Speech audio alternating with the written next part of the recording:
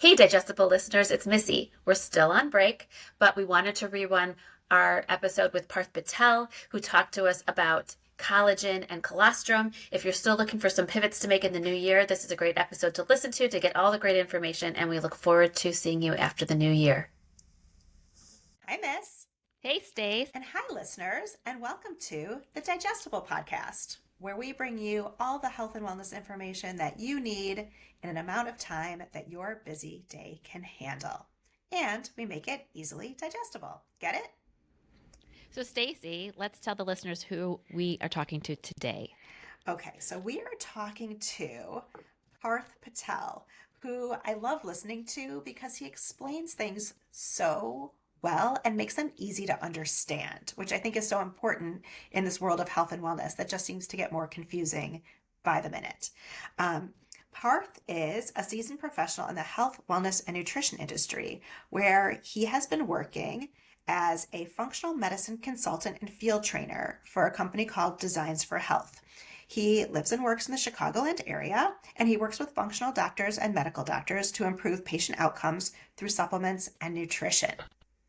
Yes. And what did we talk with him about today? This is a hot topic. It's been for a while, and it's been a bit confusing, hasn't it? Yes. So we're going to touch on two hot topics primarily. So the first one is collagen, which has been around for forever, and everyone seems to be putting it in their coffee and in their smoothies, and it's on all the shelves and in all the products. But what is collagen? Does it really work? Do we absorb it? What is it for? And who needs it?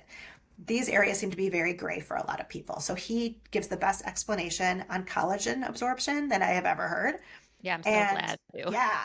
And then the next topic we talk about is colostrum, which seems to be newer in the social media and health and wellness world. It actually isn't newer to those of us who've been in health and wellness for a while, working with functional or integrative doctors. They've been using it for forever. But I think it's just having its moment in the spotlight. So not everyone has a lot of questions. Who should take it and why?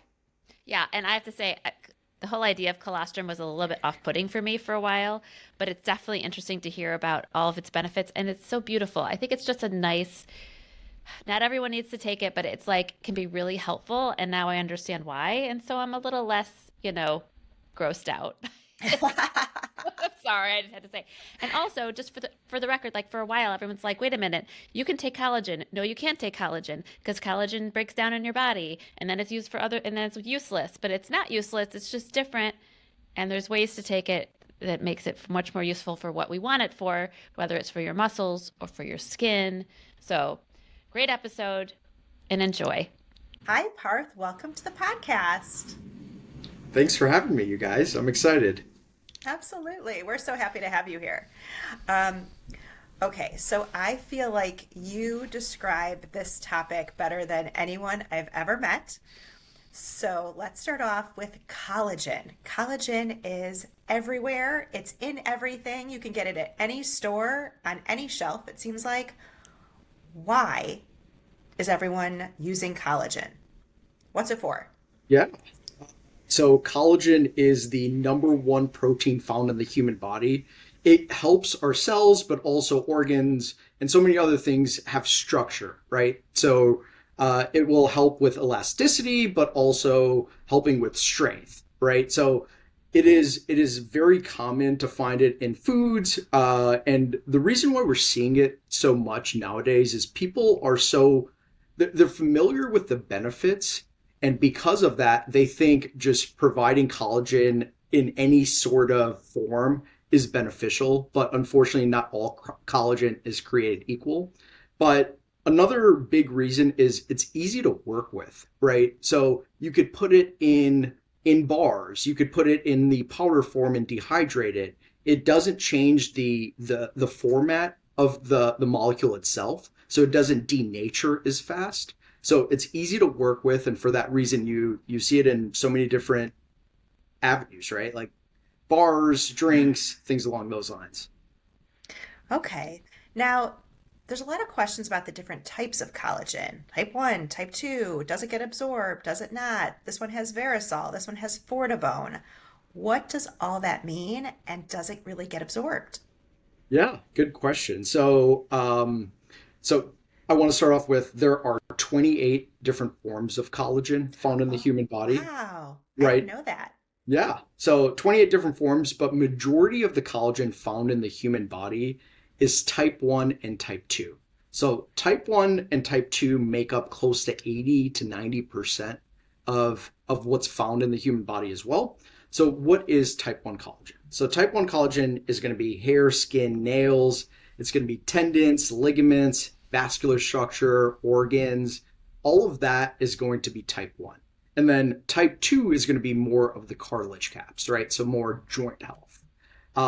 So when it comes to how is it absorbed? Is it absorbed? I think that's the most important topic to talk about when it comes to collagen. So there are a lot of different ways you can cut the collagen. When it comes to retail brand collagen, things you find on the shelves at like Costco or Walmart or some of these other places, they use a cheaper process called steam hydrolysis. So think about it Okay. like you take a big rock and a sledgehammer, right? And you try to break the rock apart. And what you will find is you have small pieces, you have some medium pieces, and some very large pieces. The small pieces will get absorbed as collagen, but the medium pieces and the large pieces, a lot of times due to the digestive tract, will get broken down into amino acids and protein. So it's not necessarily bad, but if you're going to pay collagen prices, and you should be getting the benefits you want, right? Okay, so when you say that sometimes collagen doesn't get absorbed, and I'd heard that before, it's still getting absorbed as something else. It's not a total loss, but you're getting Correct. it as protein and amino acids, not as collagen, but you're paying Exactly. for the collagen prices. Right, right. Okay.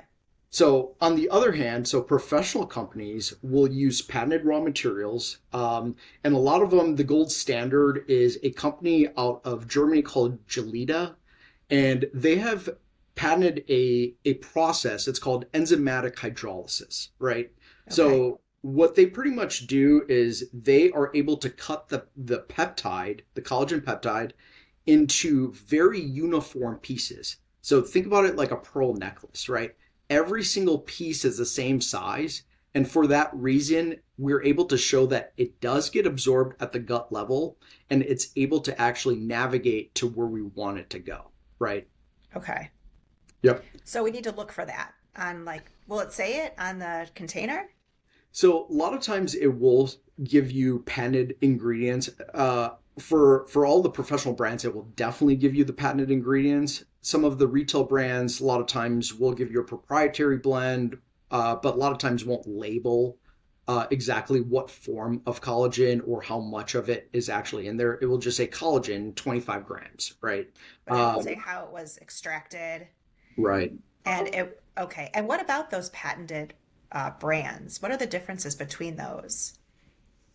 Yeah, good question. So there are multiple different patented peptides you could have. Some of the ones that I'm very familiar with is one is called Fortibone.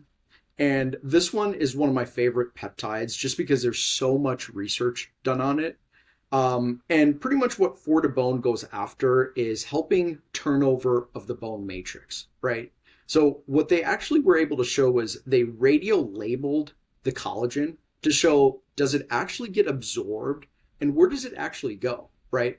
So Fortibone is a type 1 collagen. And what Okay. they were able to show was not only did it get absorbed in the gut, but it went to the bone matrix where we want it. And when we think about bone traditionally, I think most of us focus on just the density of bone, right? But bone strength is made up of two different things. One is density, and the other one is more flexibility, or how much give does the bone have without breaking it, right? That's the other side of bone strength and bone health. So with collagen, we were able to show because it stimulates something called osteoblast, it's able to have turnover of bone. So we're having better flexibility of bone as well. Okay. Um, and and there are multiple studies done where they gave Fortibone, that exact raw material I'm talking about, to menopausal women. So women above the age of 65, I believe, were looked at in this group and in this study.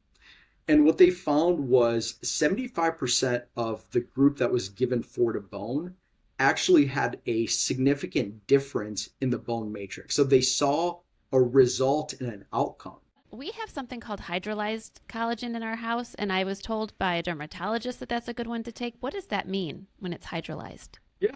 So hydrolyzed pretty much means it's broken down into absorbable pieces, but hydrolyzed does not mean it's very bioavailable. So both processes, whether we're talking about steam hydrolysis or enzymatic hydrolysis, you could still say the protein or the collagen is hydrolyzed, right? So it it means it's broken down, but we don't know if it's broken down into small enough pieces to actually get absorbed as collagen and be used for different things that collagen might be used for, right?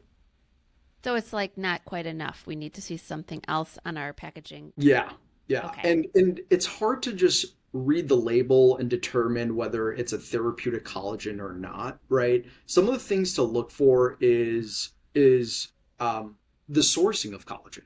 So it is a bovine source, right? So you want to make sure it's grass-fed, pasture raised, no antibiotics, things Love along to hear those that. lines. Yep. So that would be kind of the raw material side of things, but then the processing is also very, very important. And it's hard to determine with the retail brands what process it goes through. But I could confidently say all the professional brands will always use enzymatic hydrolysis. Okay. So you want to look for enzymatic hydrolysis. Yeah, grass-fed, the sourcing of the raw material itself before it was hydrolyzed. Okay. Thank you. Um, Yeah. okay, so you just told us a little bit about the Fortibone. I've seen Verisol and I think a couple other brand names on the backs of collagen, and I can't remember which ones. Can you speak to those two? Like, what are those for? Yeah. So Verisol is again another type 1 collagen, and it goes after hair, skin, and nails. So traditionally, a lot of times we look at beauty and we try to take the approach of outside in. So like a lot of people do fillers and they'll do different injections, PRP, a lot of different lotions, right? And that is supposed to stimulate collagen production a lot of time. Like that's what PRP goes after, is we're breaking down collagen in the skin, so we lay down new collagen that might have more elasticity, right? So that is the approach we currently take. I would argue that taking a inside out approach with something like collagen, knowing that we lose 1% of collagen after the age of 35 every single year, Wow. by supplementing with collagen, like a Vericel, you're reducing the percentage that is degraded year over year, right? So instead of losing 1%, you might lose 0.5, you might lose zero point 0.4, right? And because of that, elasticity will be a lot better, skin health, you'll be able to notice wrinkles are not progressing as quickly as they once were. And also for hair, skin, and nails, that's another huge place where, in particular, women will notice the difference more than men because they're just more conscious about things like that. But yeah, shows huge benefits, and I genuinely believe that's where like collagen, the topic really started to become a bigger conversation than it was, and it was because of the cosmetic benefits. Okay. I've also seen some that have chicken comb in them. Um, is that for the joints? Yeah. So there is a ingredient called Fortigel, and then there's other Okay. ingredients that might be like Mobile E. Those all go after joint health. Fortigel and Mobile E, they are both type 2 collagens, and they're found in cartilage caps, so in joints, right? And because of the degradation of collagen year over year, you start to have inflammation, but also you're not recovering as fast, right?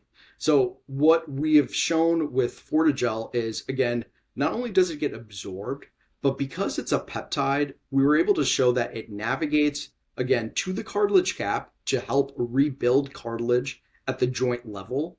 But because it's a peptide, it's able to signal to the body to make endogenous production of collagen. So your What body does is, that mean? yeah. So your body is not only getting an outside source of collagen, but because of the signaling, your body is making its own production to help with joint pain and cartilage. Okay, so we know which ones can absorb and which ones can't absorb as well, and we know all the different things. Is there anything else collagen can do that we haven't covered? Um, I think overall prevention is going to be the most important thing here. And I also get a lot of questions of like, when do I take it, right? Yes. Uh, so when it comes to collagen, it's not about a when, it's more about how consistent you are with it, right? So you could take it in the morning with a smoothie or put it in your coffee or oatmeal, however you want to do it is completely Don't put it okay. in your tea. I tried. It doesn't Is taste good that in right? tea. Just FYI. Good to Sure. know. I'm gonna try it in my coffee, I think. Yeah. I think a Uh, lot of people put it in their coffee and like it. I just don't drink coffee, so I'm like, I'll try and put it in my tea. Yeah, sure. I no, put it in my smoothies, but I don't have a I do too. smoothie every day, so Yeah. maybe I should just put it in my In, coffee. Yeah, in Yeah. and ideally in a warmer liquid, it dissolves very well in anything Hmm. that is warmer. If you are putting it in like a shake or something, you should probably have a shaker bottle or have use a blender. That way it's actually being broken down and getting into the smoothie and not you're not having clumps. But Great tip. anything in a hot liquid, it starts to dissolve right when you put it in. And it By doesn't affect it negatively to put it in hot.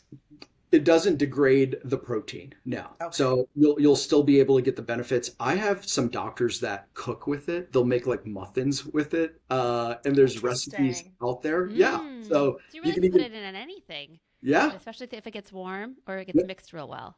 right, right. Okay. Okay, so we can put our collagen in anything other than tea, um, and it's good in coffee. Is there a time of day that you have to take it, and do we have to take it every single day? Yeah, so time of day really doesn't matter again. You could take it in the evening time as just protein at the end of the day that is broken down into absorbable pieces and used, right?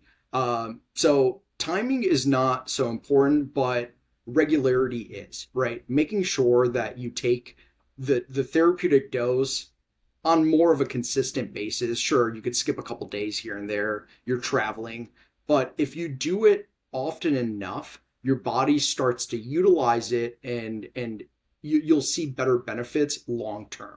So like when we're talking about osteoporosis, right? Like that is something that is hard to reverse. So taking a preventative approach would be probably the best thing for bone health.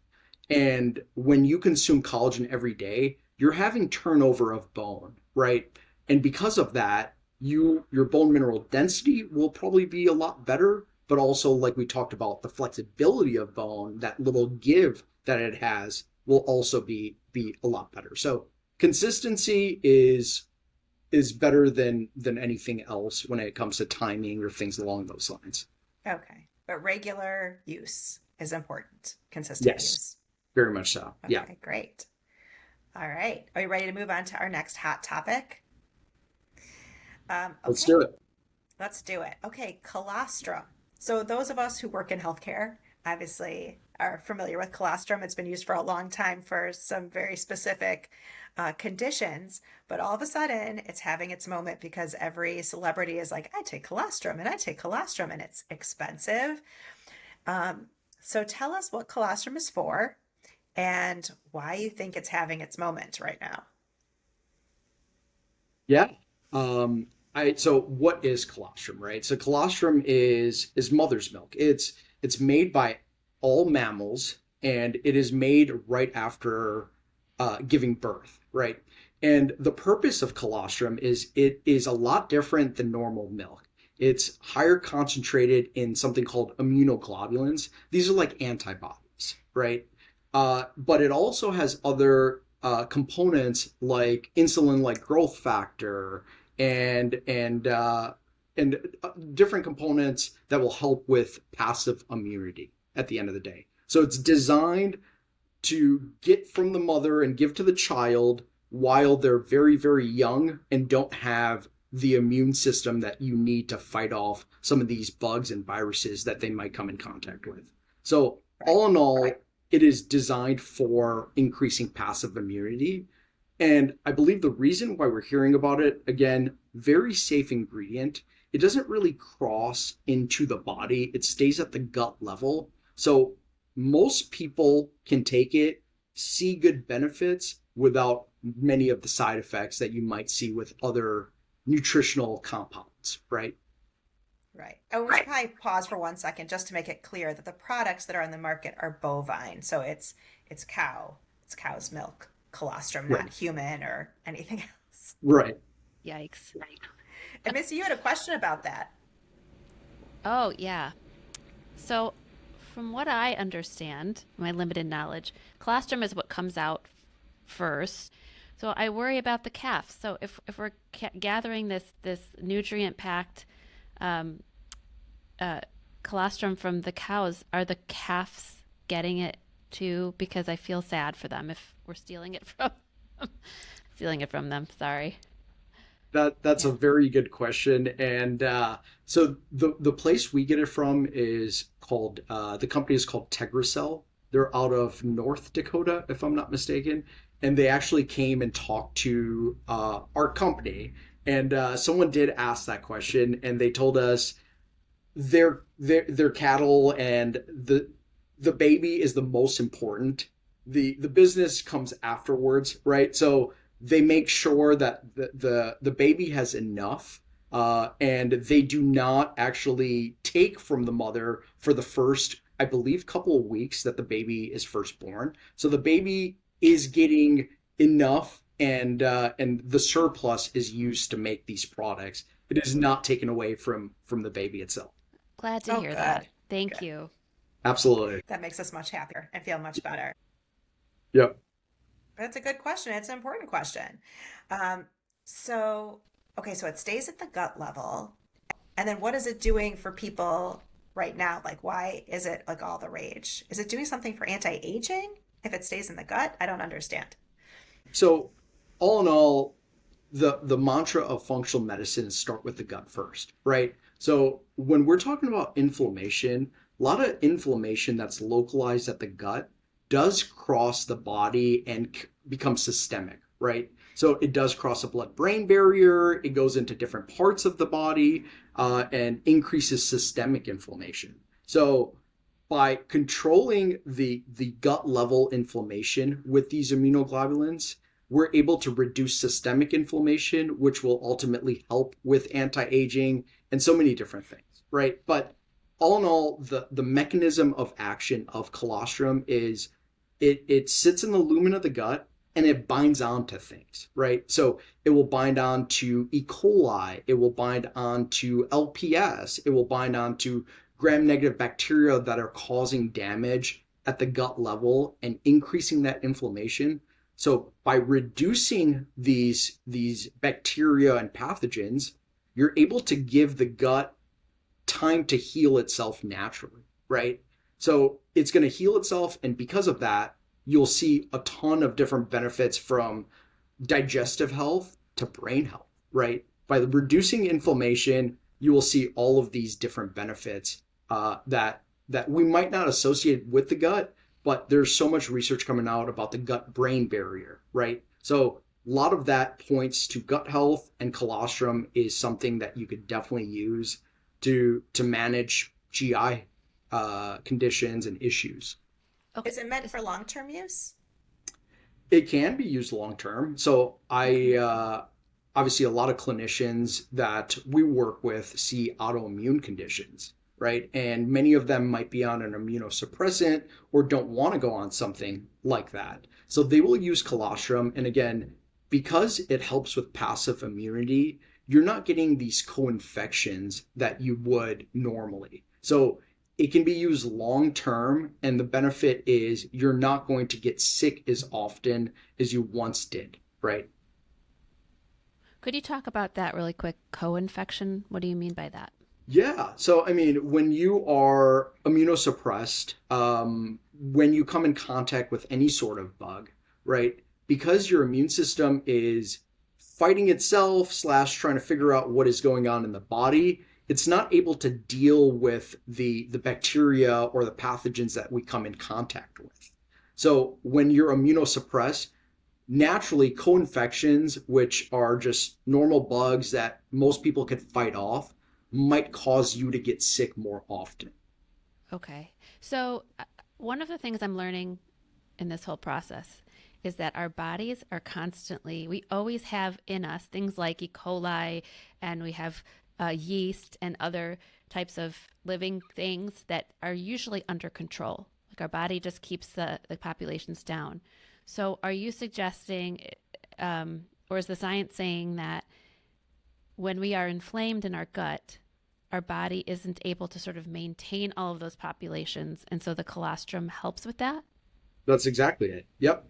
So, like on a day to day basis, taking colostrum can help you sort of stay healthier because it sounds like it keeps the bacteria that could get in the way of being healthy. Like it just keeps them at bay.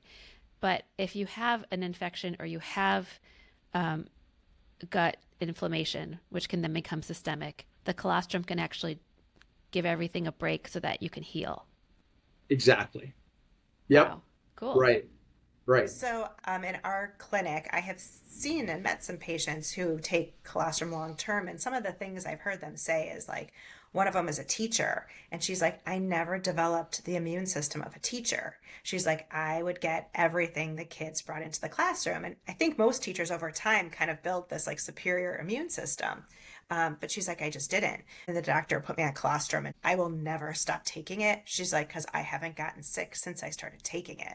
Wow. I'm like, wow, that's a great story. And I have met people who have gut issues who take it long term, but a lot of them do tend to stay on it really long term. I don't know if it's because they're supposed to and that's what the data supports, or if they're just scared to go off of it. Right. I think that's probably the number one use for it is GI issues, right? So there's also a lot of evidence showing that it helps desensitize food sensitivities, right?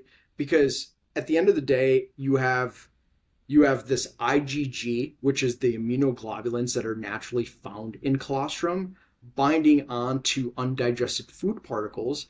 But naturally, colostrum has other components, like I was saying, like the insulin-like growth factor, which will help the enterocytes or the gut lining start to heal as well, right? So we're healing the gut lining while reducing the toxic burden on that lining as well. So we're putting out the fire while starting to rebuild. So GI function, that is the number one indicator and the number one use for colostrum. But because we're able to reduce the inflammation, you will see so many benefits throughout, right? So everybody does not need to be taking colostrum. No, no. Okay. Because it's all over social media, and I have so many people who reach out to me and they're like, do I need to be taking colostrum? And I'm like, I don't think so. They're like, but all the celebrities are taking it. I'm like, I'm not sure you need it. Maybe they all have gut issues. It's a very stressful business. It's possible. Yeah. So if somebody wants to take colostrum, they've decided this is what they want to do. How do they find like a good reputable product? Because it seems like there could be a lot of room for bad products. Yeah. So again, sourcing is probably the most important. So we use grass-fed, antibiotic-free, pasture-raised. So that is going to be very, very important. But also standardizing the colostrum to the active components, like we talked about, right? The immunoglobulins. How much of it is these immunoglobulins? There's something called lactoferrin in there that binds onto iron that is used by viruses, right? So the sourcing is very important, but also standardizing it to these active components is also very important. So So it needs to have lactoferrin in it too. yeah, and it Okay. naturally does, right? Colostrum will naturally have lactoferrin, but how much? How much of the IgG is in here? So when you go with a professional brand, like Tegracell has 40%, it's standardized to 40% IgG, which is the immunoglobulins. So again, Okay. the better professional companies will standardize the active components, while some of the retail brands might not be doing the testing or standardizing those things that actually do all the work in colostrum. And how do you take it? When do you take it? When would you expect to see some results? I guess if you have food sensitivities or gut issues or immune issues, is it like 30 days you'll start to see something? I think even sooner. So if you're dealing with like diarrhea or loose stools, you'll notice something within days, right? Within 3 to 5 days, you'll notice that, hey, my GI tract or my gut doesn't hurt as much. Inflammation is going down, but also the consistency of stool, right? But you could, yeah. So short term, you will notice a difference. And when it comes to timing, again, much like collagen, timing is not the most important thing. It's the consistency. It's how often are you taking it, because it will stay in the gut for a period of time and then it does get secreted out, right? So if you are replenishing it consistently, you will have those benefits for a longer period of time. Okay. With food, without food, morning, evening, does it matter? Morning, evening doesn't matter, and you could put it in your smoothie. So with food is not a problem at all. Without food is not a problem. Just get it in your body is the most important thing. Okay. Great. But not everybody needs it. Nope, nope. If you have good GI function, you're taking a probiotic, you don't have to take colostrum. It's really designed for anyone that is dealing with an autoimmune condition or an immune challenge, or is having a lot of inflammation, SIBO, GI conditions. Those are the candidates that should be taking colostrum. But if you don't have any gut issues, I would say don't take colostrum. Let your body just regenerate naturally. Let it do its thing. Then add things that it doesn't really need. Okay. So this is not a social media trend that everyone needs to jump on. No, no. All right, good. Parth, thank you for being here today. What would you like our listeners to take away from today's episode? Is there one change that they can make after listening to our conversation? Yeah, I would say probably the most important thing is consistency with lifestyle, but also diet and nutrition, right? If you are not consistent, you will not see the results long term. A lot of these issues and dysfunctions took years to manifest. You can't expect them to change within 7 days or 30 days. It does a lot of times take a longer period of time. So being consistent overall will give you the best benefits long term. That's actually great advice because I think people do get frustrated. They try something new and they expect it to be like overnight. And it's like, Right. no, you got to do this for like a couple months and Yeah. then maybe we'll Right. reevaluate. That it does take a lot of patience and dedication to be that consistent, but it's obviously it'll pay off. So, collagen, take it, reassess 90 days. Yeah, You should see something good happen. absolutely. And colostrum, if you need it, you should see something kind of quickly, it sounds like, Yeah. Yeah. which is Especially nice. if you're dealing with gut issues, you should see some sort of benefit within even a week. I'm sure that's very reassuring to those who are suffering. So thank you. Yeah. Yeah. All right. Our last question for you, Parth, is here at the podcast, we always say, don't panic, just pivot. Can you share with us a positive change that you've made in your life that you are proud of? Yeah. So I've been meditating on and off for a number of years, and it feels like whenever I need it the most is when I'm not doing it, right? Unfortunately. Yeah. So this year, again, I have reincorporated it into my morning routine. I usually do 20 minutes right before I leave the house for work, right? So being more consistent with that has been a huge win, and it has paid. I mean, I sleep better throughout the day. I'm just more calm, right? So I would say that has been the number one thing I've noticed a difference with this year that I'm happy that I'm doing again. That's amazing. I have Yeah, to that's a great say, one. that's always my New Year's resolution is to meditate like every year, and I never do it. And this year I started doing it, but like I'm so impressed you do 20 minutes. I do 5, Yeah, sometimes maybe 7, and it makes such a huge difference. But totally. 20, okay, that'll be my next new goal. That's your Yeah, next pivot. yeah. And then I was just going to mention what I found is sitting at the same place at the same time, listening to the same thing, just makes it so much easier to get into that state, right? For me Ooh. personally, a lot of times if I change the music or if I change places, if I'm in a hotel, I just notice that my mind is not calm. It's still running around doing what it normally does. So to have better results with meditation, what I've found for myself is same time, sit in the same place, listen to the same music if you listen to meditation music while All doing right, that's good advice. Yeah, it is. Thank you. it. Absolutely. Thank Thank you. you so much. Thank you so much, Part. This was so fun. Thank you for listening to the Digestible Podcast with our special guest, Parth Patel. If you like today's podcast, please share with others. It's the best compliment you can give us.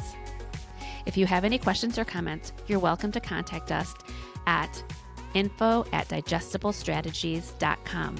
We look forward to hearing from you. And remember, don't panic, just pivot. The content shared on this podcast is for informational and entertainment purposes only. We are not medical professionals, and the views expressed here are not intended to diagnose, treat, or cure any health conditions. Always consult with a qualified healthcare provider before making any health-related decisions.